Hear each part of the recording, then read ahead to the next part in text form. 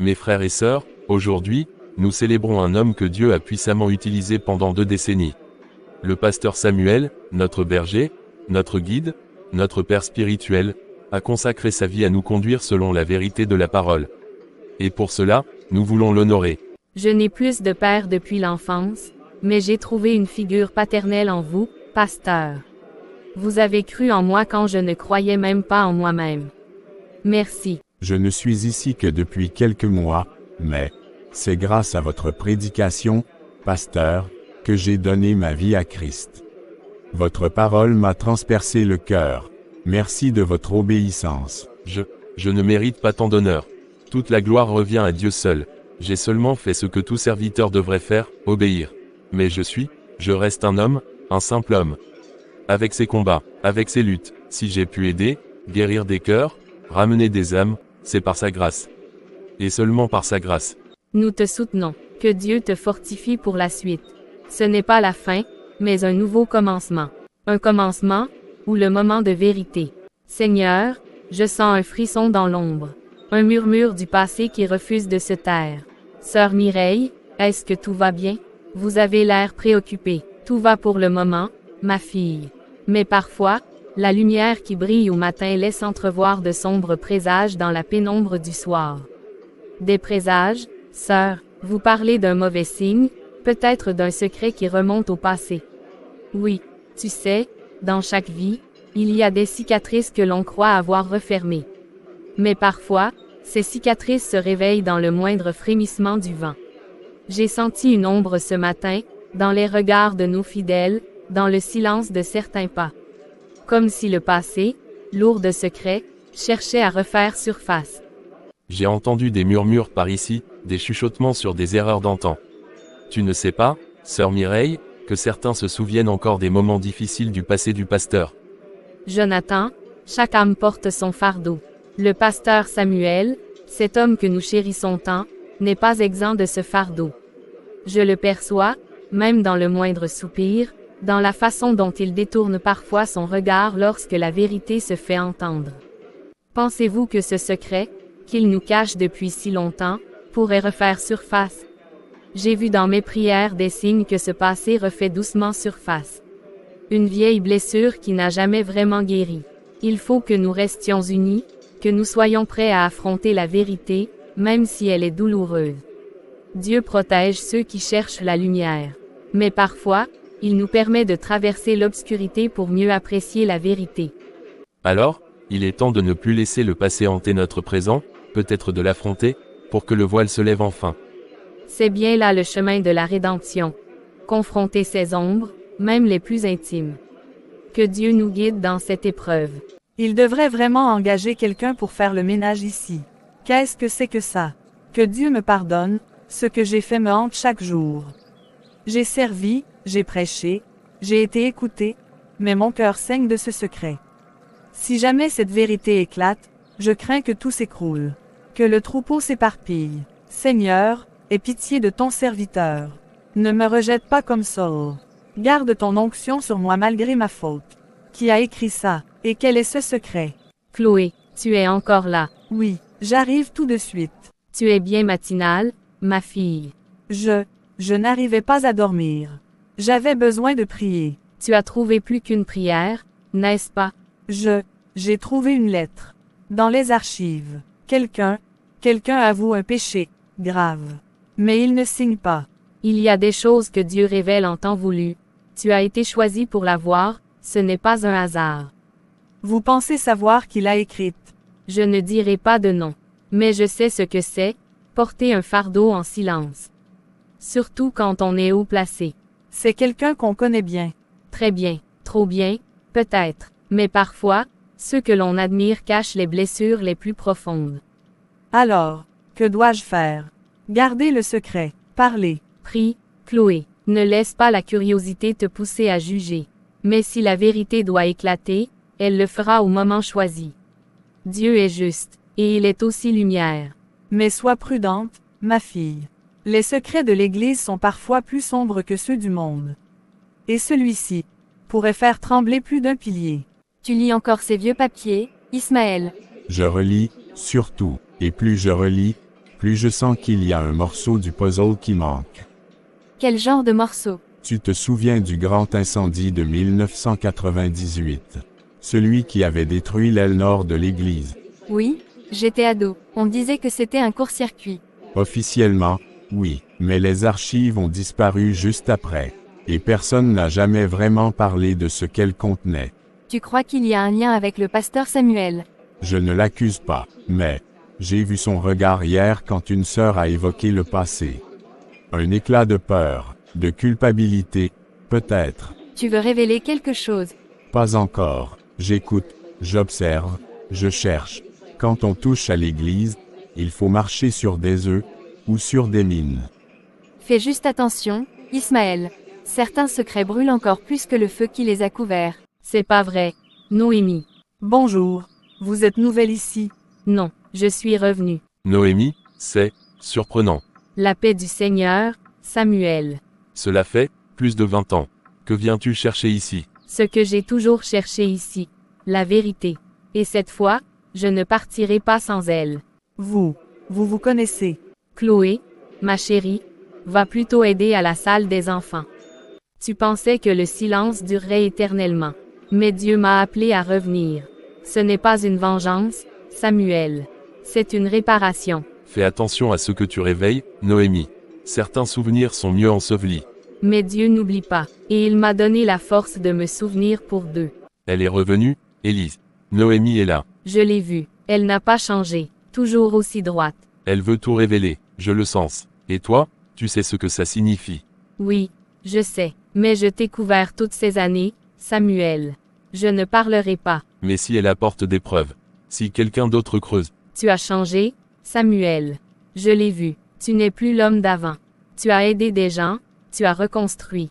Je protège ce que tu es devenu, pas ce que tu as été. mais Dieu voit tout, Élise. Peut-être que je ne mérite plus cette chair. Peut-être, mais tu peux encore choisir la vérité. Tu peux la dire toi-même, ou attendre que le passé parle à ta place. Je ne veux pas la perdre, pas cette église. Alors prie, Samuel, mais ne me demande pas de mentir si le moment vient. Élise, tu ne comprends pas. Ce n'était pas qu'une erreur. C'était un péché grave, et il pourrait détruire tout ce qu'on a construit ici. Je comprends très bien. Tu veux que je continue de me taire. Mais David devient plus curieux.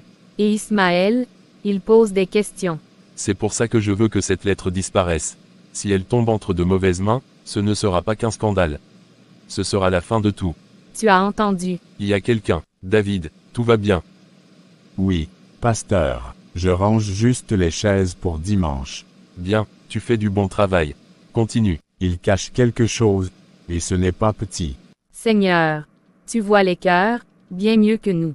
Je sens qu'un vent étrange souffle sur cette maison. Montre-moi si ce que je ressens vient de toi, ou si c'est ma peur.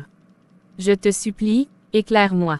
Car il n'y a rien de caché qui ne doive être découvert, ni de secret qui ne doive être connu. Luc 12/2 se fige, les larmes aux yeux, ô Seigneur, c'est donc vrai. Tu vas révéler ce qui est enfoui.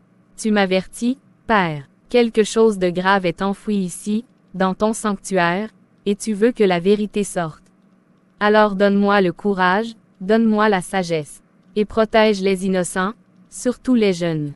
Samuel, qu'as-tu fait, mon frère? Rebecca, je dois te dire quelque chose.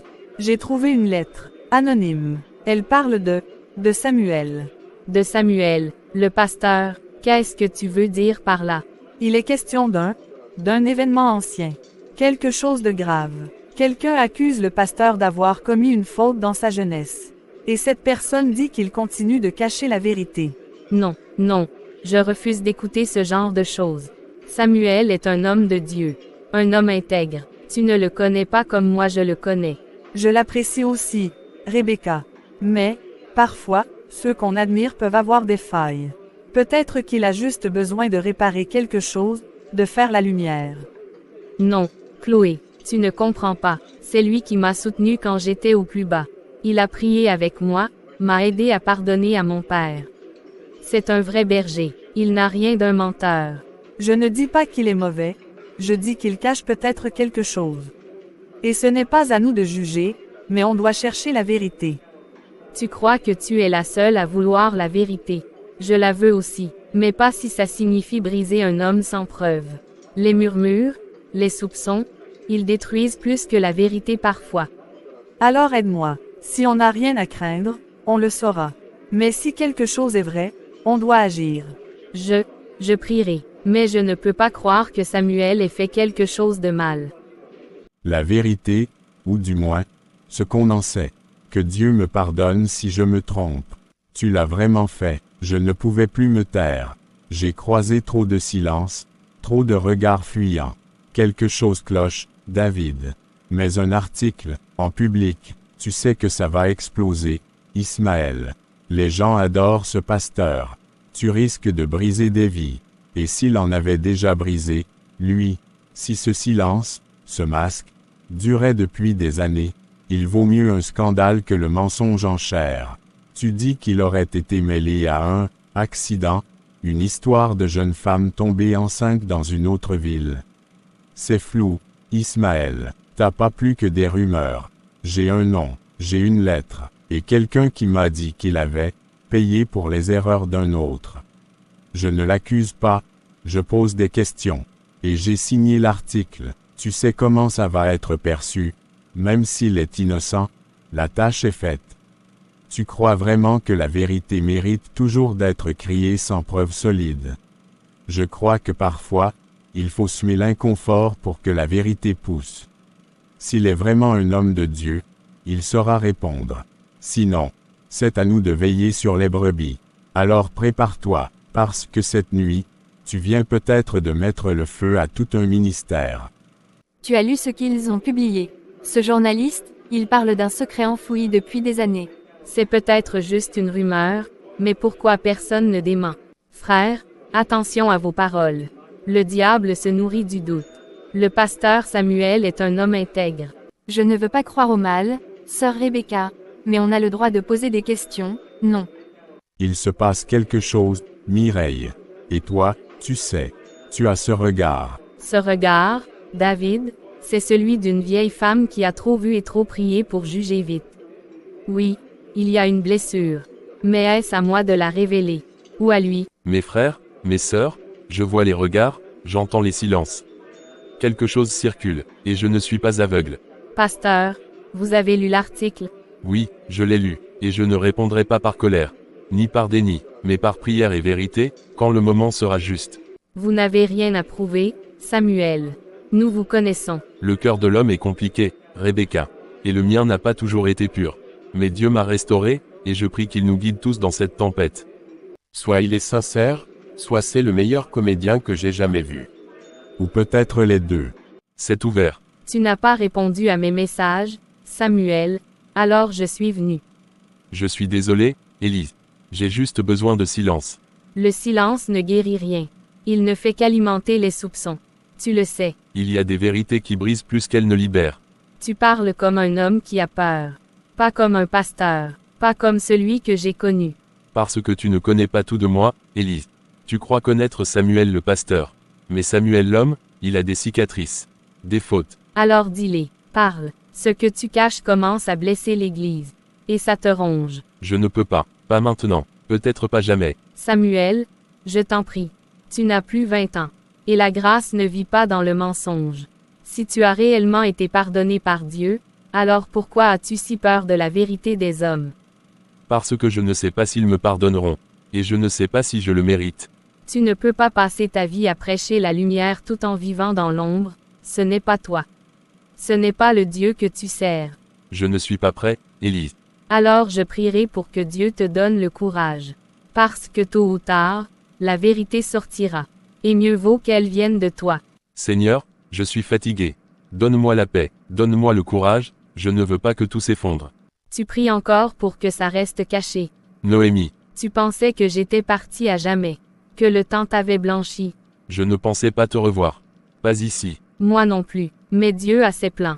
Et parfois, il revient frapper là où tu croyais la porte définitivement fermée.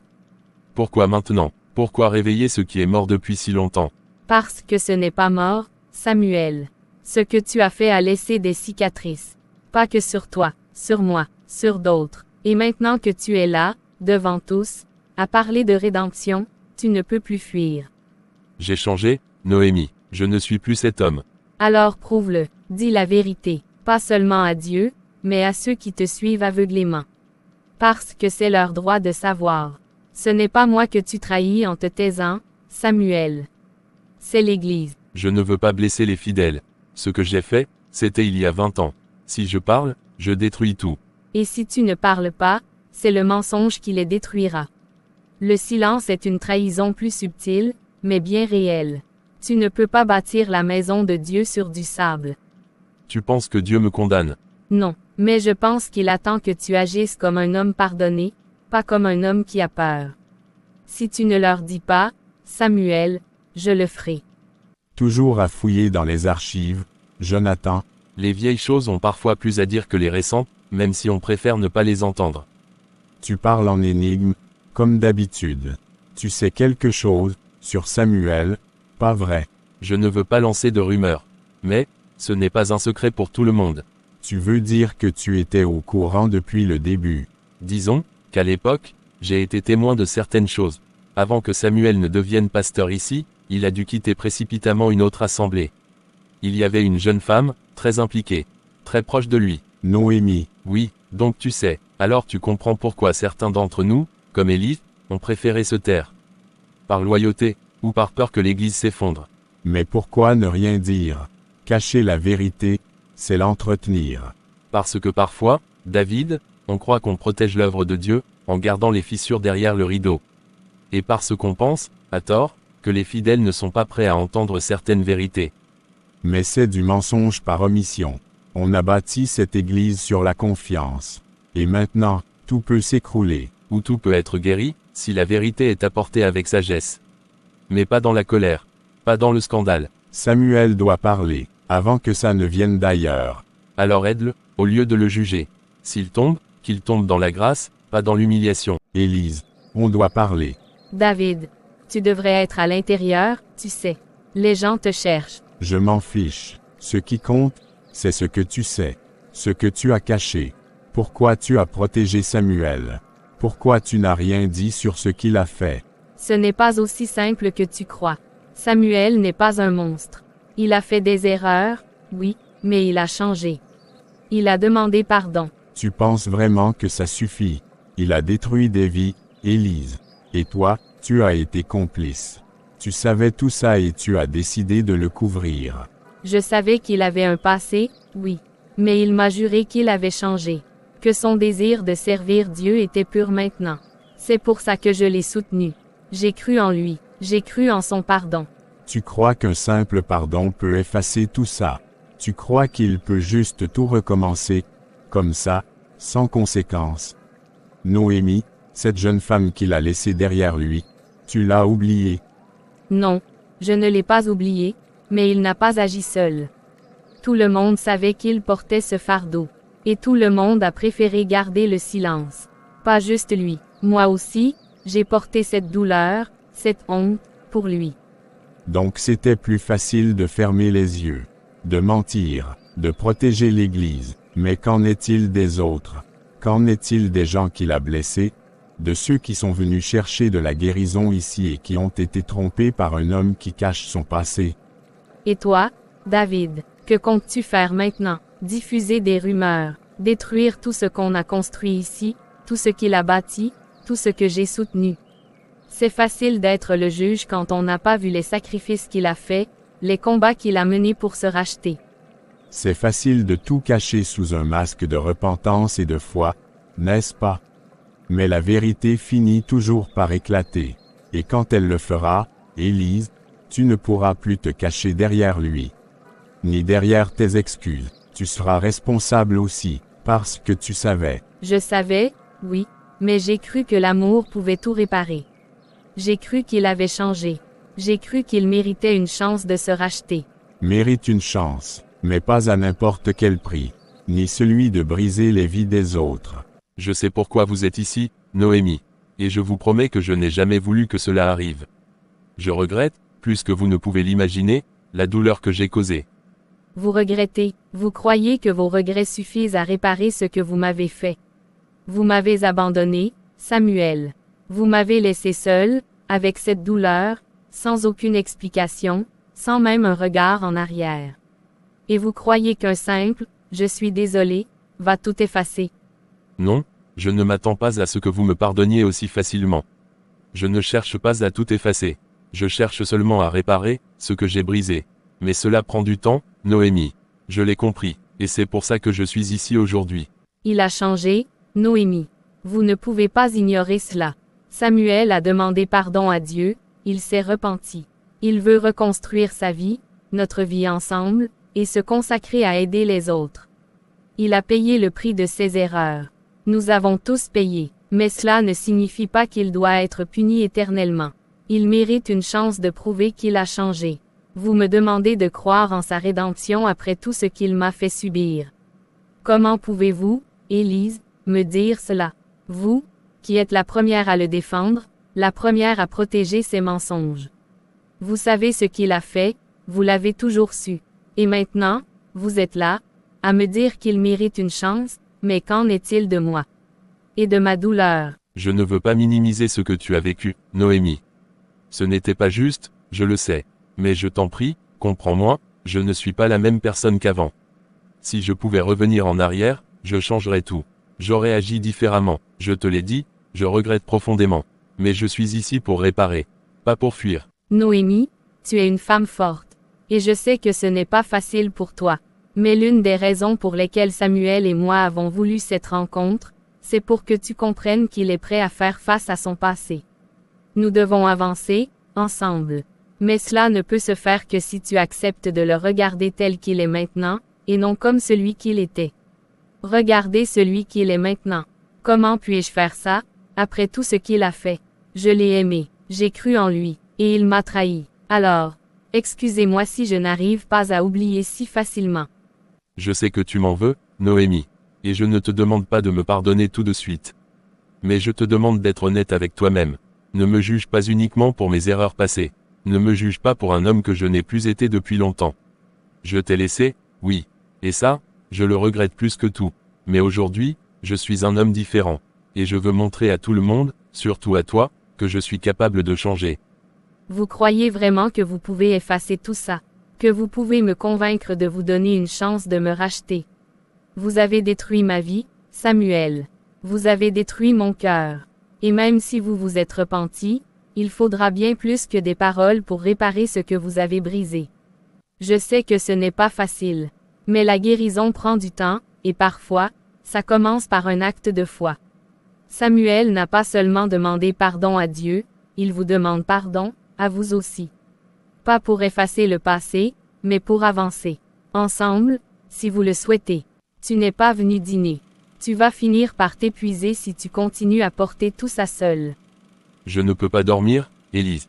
Depuis cette réunion avec Noémie, tout remonte, je me demande si j'ai eu tort de ne pas tout dire plus tôt. Peut-être que j'aurais dû tout confesser à l'église dès le début. Et tu crois qu'ils auraient compris, qu'ils auraient accepté de voir au-delà de tes erreurs. Samuel, tu es pasteur. Tu sais que l'homme regarde à l'apparence, mais Dieu regarde au cœur. Mais l'homme juge, et parfois, il condamne. Peut-être que je mérite d'être jugé, Élise. Ce que j'ai fait, c'est impardonnable. Tu as péché, oui. Mais tu t'es repenti. Tu as changé. Ce n'est pas fuir que de ne pas tout exposer au grand jour. Ce n'est pas mentir que de choisir de reconstruire sans replonger dans la boue. Mais si je garde le silence, est-ce que je ne trahis pas la vérité?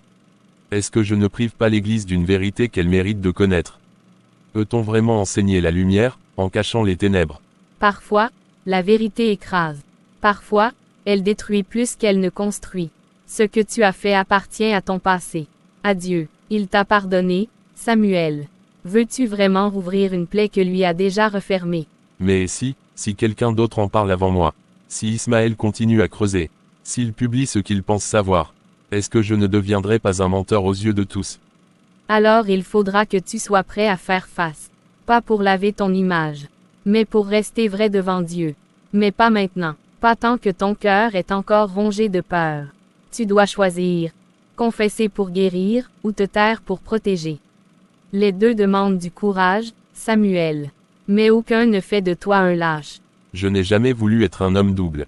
Je voulais juste servir, aimer, racheter ce que j'avais brisé. Mais peut-on vraiment prêcher le pardon quand on vit dans le silence? Oui, si ce silence n'est pas un mensonge, mais un abri.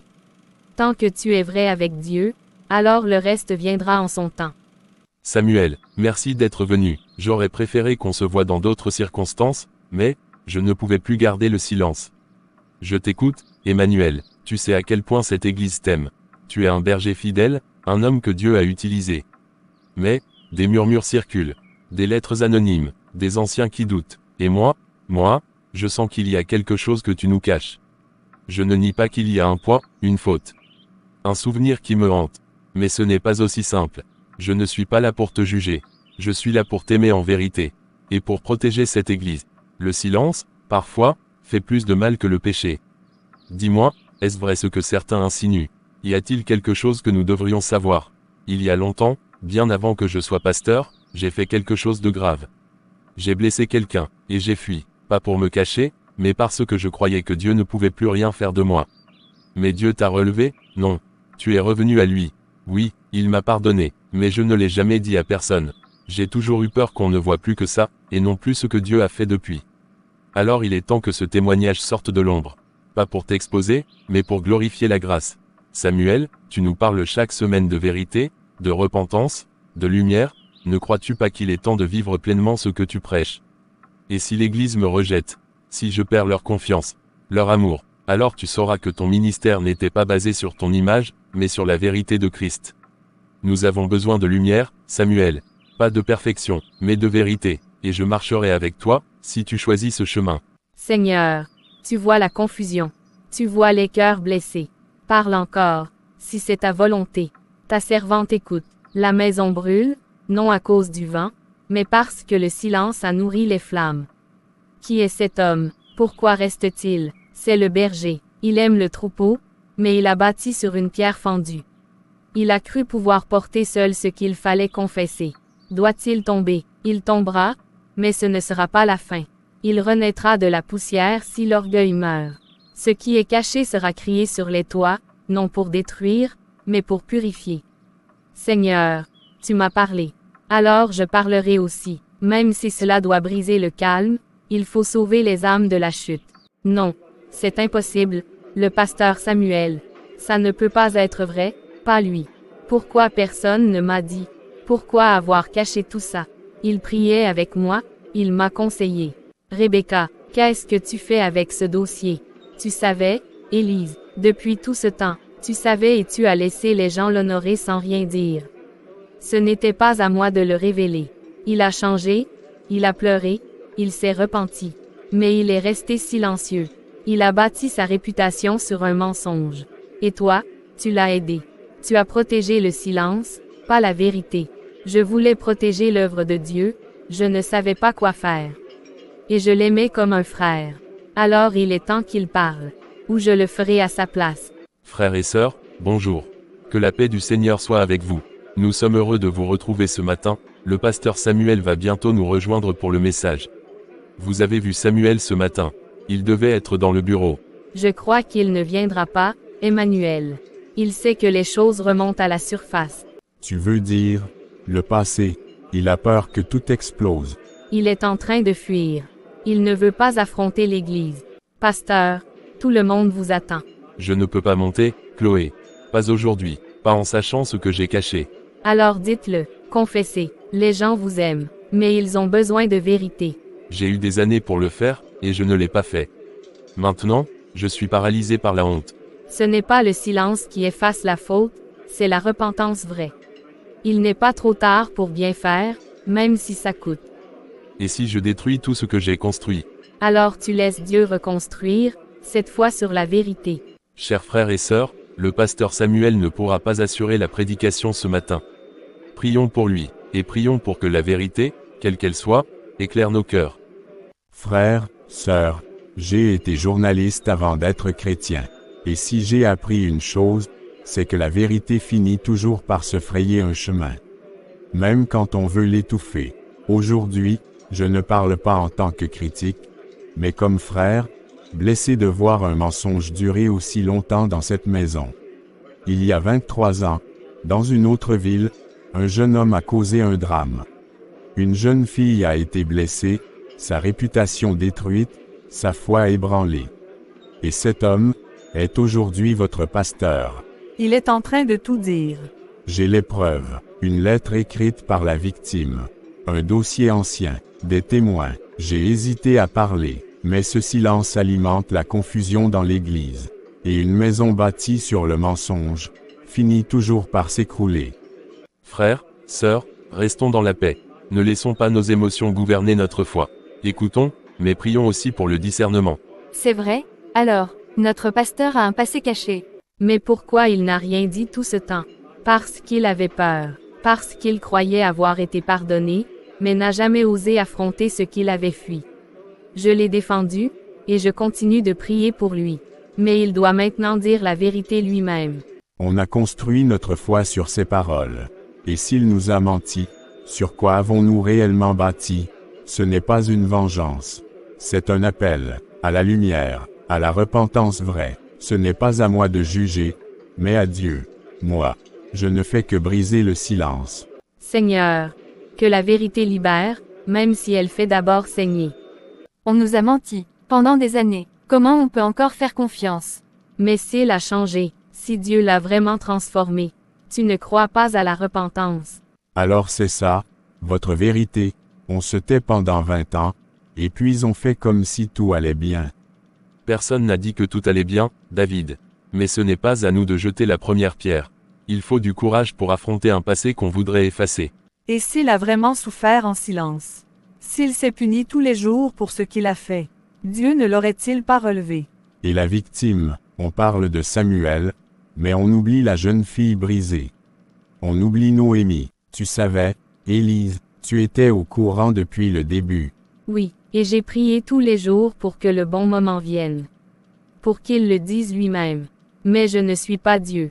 J'ai cru protéger l'Église. Peut-être que je l'ai seulement retardé. Mais tu es resté loyal. Tu l'as aimé même quand il tombait. Chacun ici devra choisir, pardonner ou condamner. Mais l'Église n'est pas un tribunal. Elle est un hôpital pour les cœurs blessés. Et aujourd'hui, Samuel est malade. Tout comme nous. Le blé et l'ivraie poussent ensemble. Mais un jour, tout sera séparé. Moi, je reste, pas parce que je ferme les yeux, mais parce que je crois à la justice de Dieu. Et à sa miséricorde. Je propose une veillée de prière, ce soir, pour demander à Dieu de nous guider, de nous aider à voir avec ses yeux, et non les nôtres. Je viendrai, mais pas pour lui, pour Noémie, pour ceux qu'on a oubliés dans cette histoire. Pasteur Samuel, je peux m'asseoir. Oui, bien sûr, Chloé. Entre. Tout le monde parle. Et moi, j'ai prié. Je ne savais pas trop quoi dire à Dieu, mais il m'a rappelé une chose. Et qu'est-ce qu'il t'a dit? Que même les hommes de Dieu tombent. Et que sa grâce est plus grande que notre honte. La grâce, tu sais, parfois je me demande si je ne l'ai pas trahi aussi. Vous avez fait une erreur, peut-être même un péché grave, je ne le nie pas. Mais fuir la lumière, c'est refuser la guérison.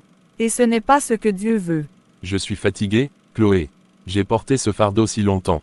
J'ai prêché la repentance, la vérité, la justice, en cachant ma propre faute.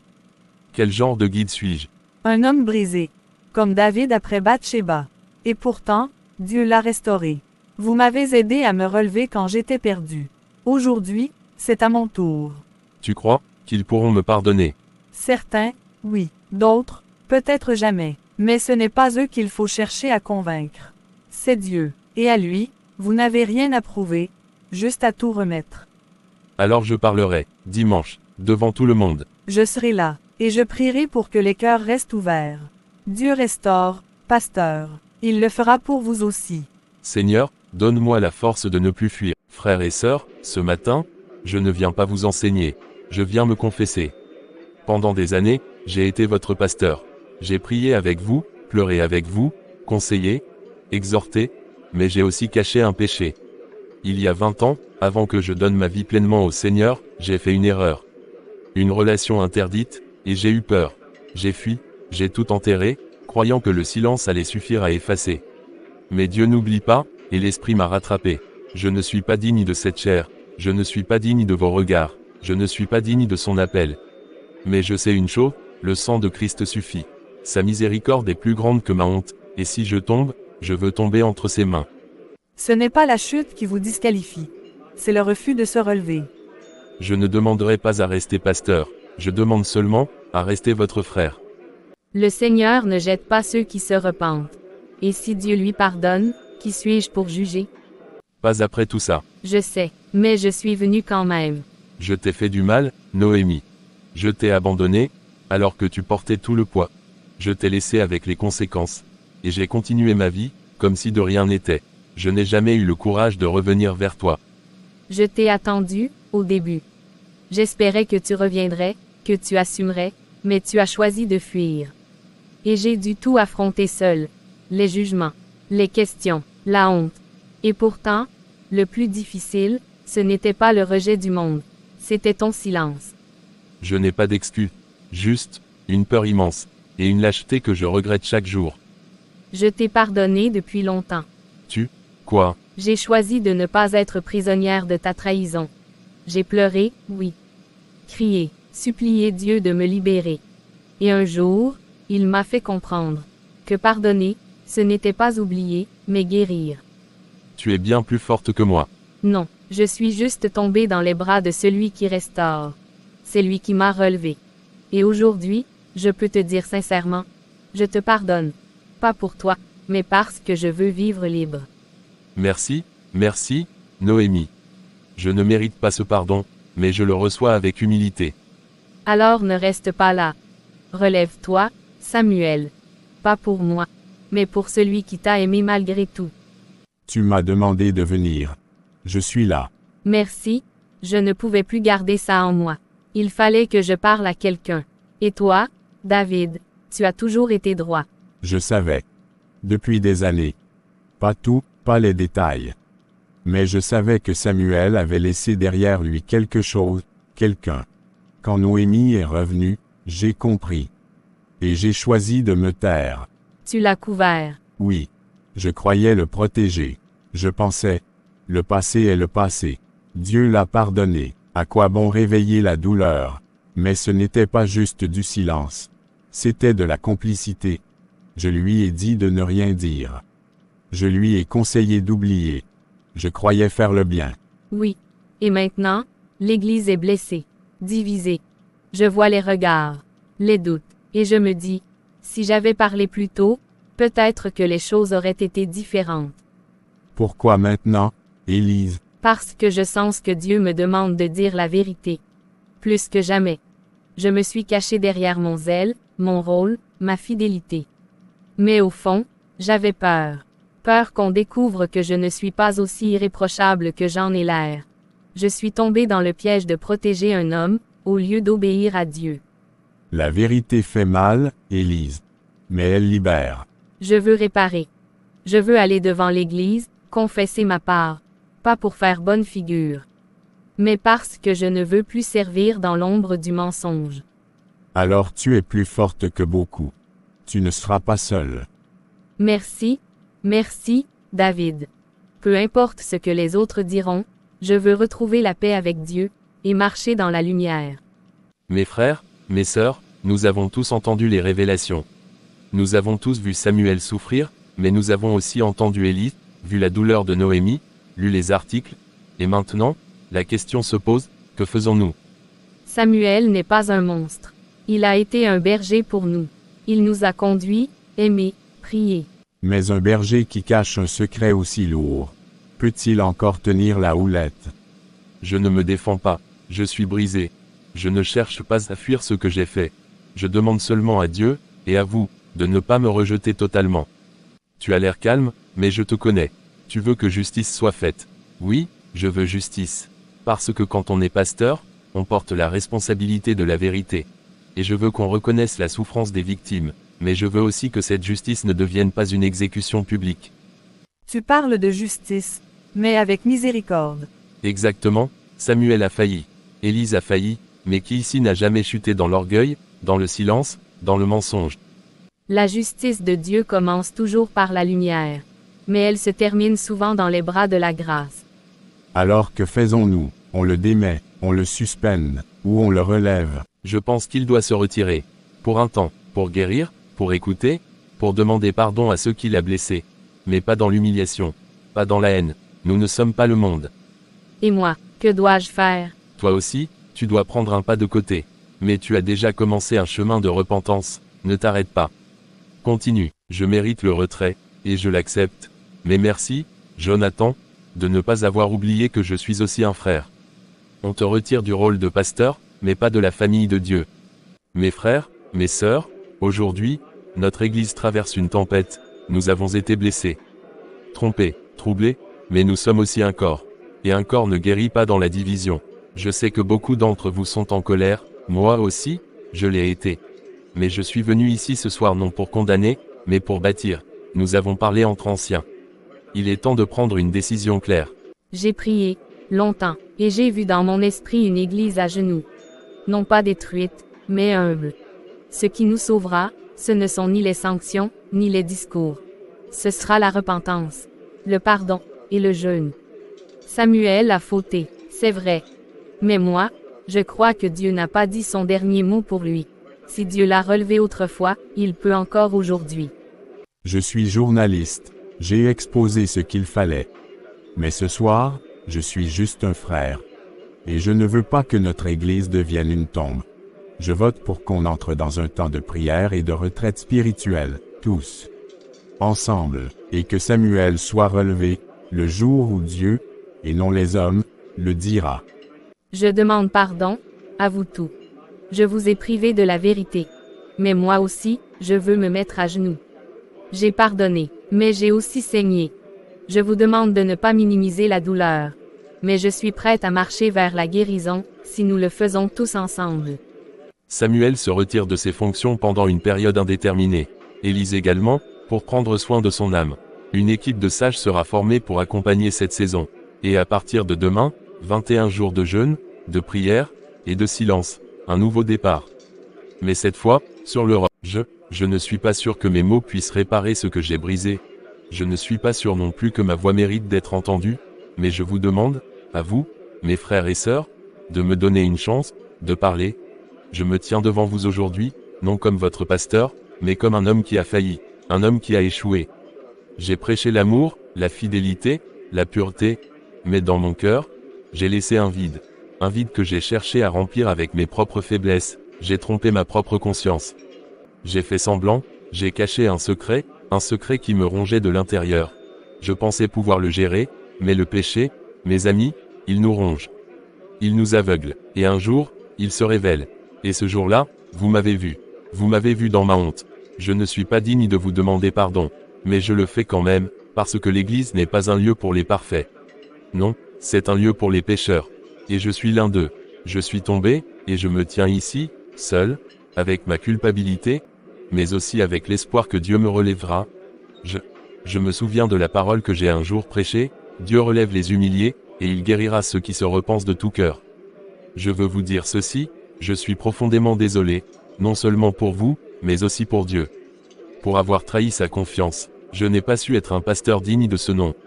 Mais je veux, à partir de ce jour, être un homme transformé. Un homme restauré par sa grâce.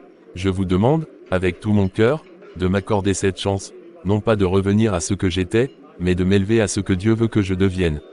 Un homme réconcilié, un homme purifié. Je ne vous demande pas de me pardonner tout de suite. Cela prendra du temps, mais je vous demande, mes frères et sœurs, de croire en la puissance de la rédemption. Ce n'est pas un simple discours. C'est ma vérité, ma confession. Et si vous ne pouvez pas me pardonner, sachez que je ne vous en veux pas. Mais je prierai pour vous, je prierai pour que vous sachiez qu'il n'est jamais trop tard.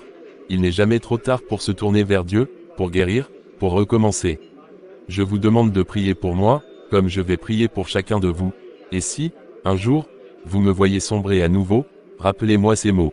Je ne serai pas parfait, mais je chercherai à être fidèle. Nous sommes ici pour bâtir, pas pour détruire. Samuel, tu viens de poser une pierre fondatrice, une pierre d'humilité. Il n'y a pas de honte à se repentir. Il n'y a pas de honte à demander pardon. Et je crois, avec tout mon cœur, que Dieu nous attend dans cette même humilité. Que chacun de nous soit restauré, et que, par sa grâce, nous puissions avancer ensemble. Je ne sais pas quoi penser, Emmanuel. Je suis déchiré, Samuel. Il a fait tant de bien dans cette église. Mais maintenant, tout cela semble s'effondrer devant mes yeux. Je le respecte, mais il a brisé une confiance. Peut-être qu'il ne peut jamais réparer cela.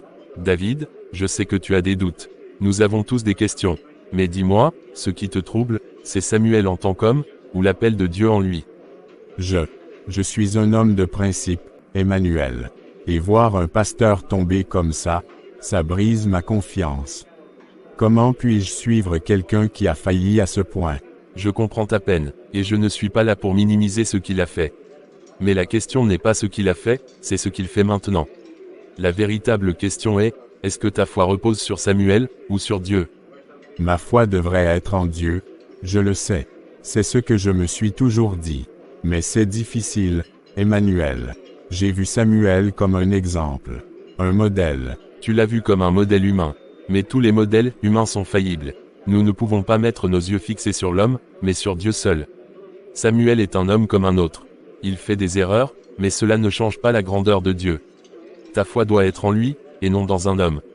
Et si tu laisses cette situation te faire perdre ta foi, alors tu perds la vraie source de ta force. Tu as raison, mais c'est difficile, tu sais. Voir la douleur dans les yeux des gens ici, entendre les murmures. Samuel est un pasteur, un leader spirituel. Nous avons tous été touchés par lui. Mais maintenant, il faut tout recommencer, tout reconstruire. Reconstruire, oui, mais la construction ne vient pas de nous, elle vient de Dieu. C'est lui qui fait la restauration, pas l'homme. Nous devons être là les uns pour les autres, David. Nous devons nous soutenir mutuellement, pour que cette Église ne soit pas une simple organisation humaine, mais un vrai corps de Christ. Je comprends maintenant. Ce n'est pas Samuel que je suis en train de suivre. C'est Dieu, et seulement lui. Samuel a échoué, il est humain. Mais ma foi doit rester en Dieu. Dieu ne change pas. Je ne vais pas fuir cette Église, Emmanuel. Je vais rester ici, même si cela signifie être confronté à la douleur et à la honte de cette trahison. Parce que c'est là que ma foi doit briller. Dans les moments de doute, c'est là que je dois tenir ferme. Voilà la véritable force de la foi, David. Ce n'est pas l'absence de douleur ou de doute, mais la capacité à rester fidèle, à persévérer malgré tout. Si ta foi est en Dieu, et non en un homme, tu trouveras la paix. Et cette paix sera plus grande que tout ce que tu peux imaginer. Elle est plus profonde que toute souffrance. Je vais rester. Ma foi est en Dieu, pas en un homme. Je vais continuer à servir, à prier et à soutenir cette Église. Si Samuel a besoin de notre soutien pour se relever, je serai là. Mais plus important encore, je vais rester fidèle à ma propre foi. Celle qui est en Dieu. Tu fais bien, Dieu ne t'abandonnera jamais, David. Il est là, dans la souffrance comme dans la joie. C'est lui qui nous guide, et c'est lui qui nous redresse. Nous sommes une famille ici, et tant que Dieu est avec nous, nous surmonterons cette épreuve. Chloé, quelle surprise. Je pensais que les jeunes, ce n'était pas ton truc. J'ai pensé ça longtemps, oui. Mais, je crois que je me suis trompée. Il y a quelque chose en moi qui a changé depuis ces dernières semaines. Et je crois que Dieu m'appelle à faire plus que juste, regarder de loin. Tu veux dire, t'impliquer ici, avec les jeunes. Tu es la bienvenue, Chloé. Mais dis-moi, qu'est-ce qui t'a poussé à cette décision? J'ai passé tellement de temps à juger, à me tenir en retrait, à douter des autres, à cacher mes propres blessures. Mais quand j'ai vu comment certains ici comme David, toi, même Élise reste debout malgré les tempêtes, j'ai compris que la foi, ce n'est pas seulement croire, c'est agir. Servir, s'offrir. C'est exactement ça, servir. C'est un acte de foi. Et parfois, c'est aussi une manière pour Dieu de nous guérir de l'intérieur. Tu as quelque chose à donner, Chloé. Et ce que tu as vécu peut devenir une force pour ceux qui cherchent encore leur chemin. Je me suis sentie inutile pendant longtemps. Mais hier soir, dans ma prière, j'ai dit à Dieu, je ne veux plus être spectatrice. Alors me voilà. Je ne sais pas par quoi commencer, ni même si je vais être douée. Mais je suis là, prête à apprendre, et à aimer. Tu ne peux pas imaginer combien cette décision compte, Chloé. Pour toi, mais aussi pour ceux qui t'entourent. Parfois, il suffit d'un cœur sincère pour rallumer la foi chez d'autres. Et tu as ce cœur. Et Chloé, si tu veux, je peux te montrer comment on prépare les chants avec les jeunes. ou même les jeux bibliques qu'on fait. Tu vas voir, on rigole bien ici. Avec plaisir. J'ai même quelques idées de sketch bibliques. J'étais un peu théâtral, à l'époque. Parfait. On avait besoin de quelqu'un avec du talent scénique. Dieu recycle tout, même les anciennes passions. Bienvenue, Chloé. Tu n'es plus seulement celle qui regarde, tu fais partie de la mission maintenant. Merci Seigneur, de ne pas m'avoir abandonné, même quand je me suis éloigné. Seigneur, tu sais tout, tu vois même au-delà des apparences. Tu connais le cœur de ton serviteur Samuel, et moi, Seigneur, je ne peux pas croire que tu l'aies utilisé toutes ces années, pour ensuite l'abandonner à sa honte. Car tu ne méprises pas un cœur brisé et contrit, ô Dieu. Alors je te supplie, Père, relève-le, restaure-le, même s'il a chuté, même s'il a blessé, n'efface pas l'appel que tu avais mis sur sa vie. Je t'en supplie, Seigneur, ne permets pas que la honte parle plus fort que ta grâce. Je sais que Samuel a failli, mais je l'ai vu aimer les gens, les guider, pleurer avec eux. Il t'a aimé, Seigneur. Il t'aime encore, même s'il est brisé. Je priais pour toi. Je ne suis pas digne de tes prières, ni de celles de Dieu. Tu crois vraiment que la dignité est la condition de la grâce. C'est précisément parce qu'on est indigne que sa miséricorde est si précieuse. Et moi, Samuel, je ne t'abandonnerai pas. Tu le devrais tous. Je suis un homme cassé, Rebecca. Un homme qui a menti, qui a caché, qui a failli à Dieu. Et pourtant, tu es encore là, à genoux, en larmes. C'est peut-être ça, la vraie repentance. Pas les mots, mais ce silence lourd, ce regard qui ne fuit plus. Ce cœur qui attend un miracle. Je ne sais pas si Dieu peut encore m'utiliser. Il ne t'a pas abandonné. Il t'a mis à nu. Et parfois, c'est là qu'il commence les plus grandes restaurations. Je vais continuer de prier pour toi, tous les jours. Pas parce que tu es parfait, mais parce que tu es aimé. Et parce que le Dieu que je sers est un Dieu de relèvement. J'étais venu pour dévoiler, pas pour croire. Et pourtant, je suis touché. Pourquoi moi? Pourquoi maintenant? J'étais venu pour dévoiler, pas pour croire. Et pourtant, je suis touché. Pourquoi moi? Pourquoi maintenant? Ils auraient pu le jeter, mais ils l'ont aimé. Ils ont choisi la grâce. Et moi, j'ai passé ma vie à juger, à dénoncer, à rester distant. Tu vas bien. Je ne comprends pas tout, Chloé. Mais ce que j'ai vu ici, ce que j'ai ressenti, ça dépasse tout ce que j'ai appris à l'université. Ce n'est pas du théâtre, ni une illusion. C'est vrai. C'est Jésus. Il transforme les cœurs, même ceux qui doutent, même ceux qui luttent. Tu n'es pas obligé de tout comprendre pour dire oui. Je ne suis pas quelqu'un de bien, Chloé. J'ai fouillé, j'ai exposé, parfois par orgueil, parfois par vengeance. Je voulais écrire un article, maintenant j'ai envie d'écrire une prière. Alors fais-le. Dieu n'attend pas de toi que tu sois parfait. Il attend que tu ouvres la porte. Dieu, si tu es réel, si tu es celui qu'ils aiment, celui qu'ils prient, alors, viens. Je te donne mon cœur. Pardonne-moi pour tout ce que j'ai été, je ne veux plus juste observer. Je veux te connaître. C'est étrange. J'ai l'impression de respirer pour la première fois. Bienvenue à la maison. Si quelqu'un parmi vous a ouvert son cœur à Dieu aujourd'hui, sachez que le ciel se réjouit. Car il y a plus de joie pour un seul pécheur qui se repent, que pour 99 justes. Merci, Jésus. Ce n'est pas la grandeur d'un homme qui construit l'Église, c'est la grandeur du Christ en chacun de nous. Tu vois, l'Église n'est pas morte. Elle est plus vivante que jamais. Oui, c'est mieux ainsi. Plus vrai. Je n'aurais jamais cru, mais c'est là, dans la brisure, que la vraie vie a jailli. Merci de ne pas m'avoir abandonné. C'est Dieu qui ne t'a jamais abandonné, Ismaël. Pas moi. Frère Samuel, merci, d'avoir montré que la faiblesse peut être un chemin vers la vraie force. Que toute la gloire soit à Dieu. Ce n'est plus mon nom qu'il faut porter, mais le sien. Je pense que, Dieu nous a donné une deuxième chance. Pas pour oublier, mais pour construire autrement, sans masque, sans peur. Et avec la vérité, même si elle fait mal parfois. Je suis heureuse d'avoir choisi le pardon. Parce que dans ce pardon, moi aussi, j'ai trouvé la guérison.